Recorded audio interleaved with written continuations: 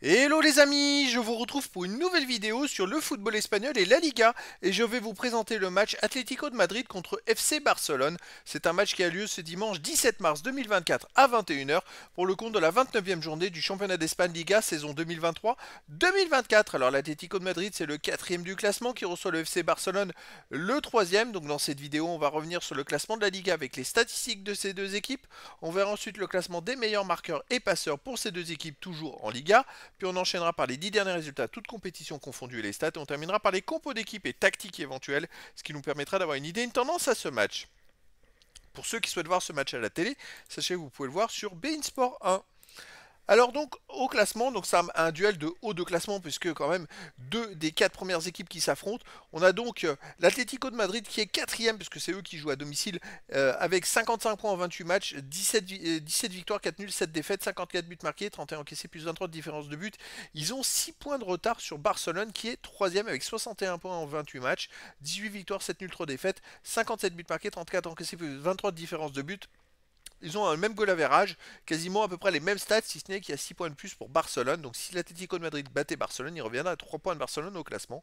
Par contre, Barcelone est à 1 point du deuxième et à 8 points du premier, donc ils doivent continuer à gagner pour espérer mieux en championnat.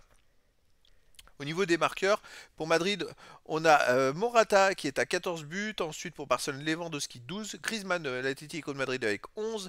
Pour Barcelone, Torres avec 7. En Correa de l'Atlético de Madrid 7. Ensuite, Llorente de l'Atlético de Madrid 6. Depay 5.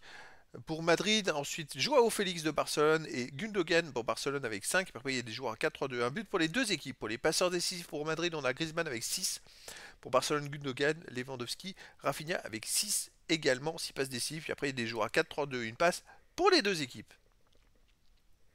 Les 10 derniers résultats, toutes compétitions confondues. Alors l'Atlético de Madrid, c'est 3 victoires, 2 nuls, 5 défaites, 12 buts pour, 13 contre, moins 1 de différence de but.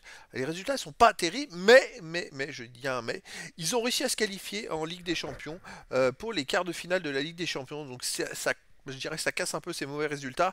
Ils sont qualifiés en battant l'Inter de Milan 2 buts à 1 et en gagnant au tir au but derrière. Donc c'est une belle performance qui peut grandement lancer leur fin de saison. Chez eux, ils restent donc sur une victoire contre l'Inter Milan 2-1, une victoire contre le Real Betis 2-1. Sinon, avant, contre Las Palmas, ils avaient gagné 5-0. Et sinon, avant, ils avaient perdu 1-0 contre l'Athletic Bilbao. Donc, sur les 4 derniers matchs à domicile, ils restent sur 3 victoires d'affilée. Avant, c'était une défaite.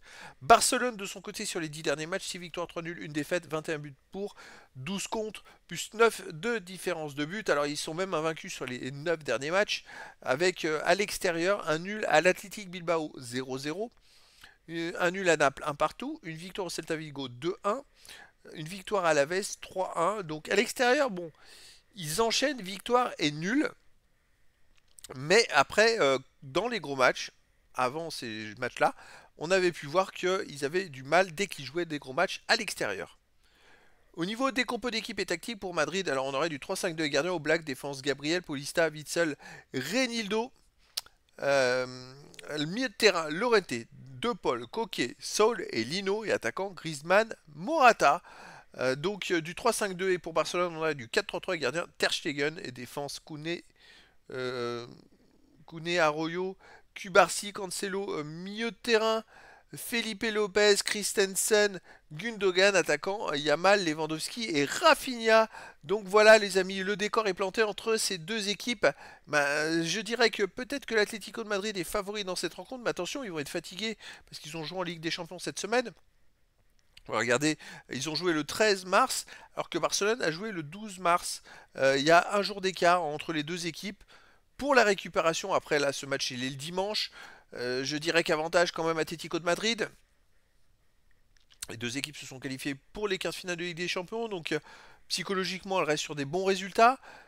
Peut-être que ce qui va faire la différence, c'est la hargne et la niaque. Et l'Atlético de Madrid en a toujours un peu plus que ses adversaires. Donc en tout cas, verdict ce dimanche 17 mars 2024 à 21 h pour le match de la 29e journée du championnat d'Espagne Liga saison 2023-2024. L'Atlético de Madrid, 4e du classement, reçoit le FC Barcelone, le 3e. Voilà les amis, je vous dis à très bientôt pour une nouvelle vidéo.